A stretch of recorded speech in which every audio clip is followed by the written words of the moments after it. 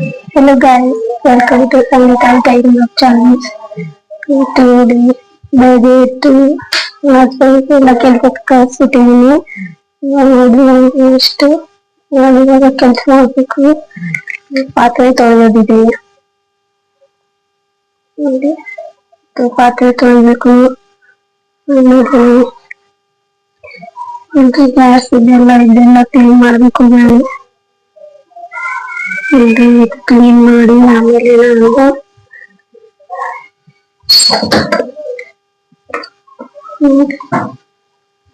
ಇಷ್ಟ ಬಟ್ಟೆ ಒಗಿತಿದ್ದೆ ಫ್ರೆಂಡ್ಸ್. ಬಟ್ಟೆ ಒಗಿಬೇಕು. ಆಮೇಲೆ ಕಸ ಗುಡಿಸಿಲ್ಲ ನೋಡಿ,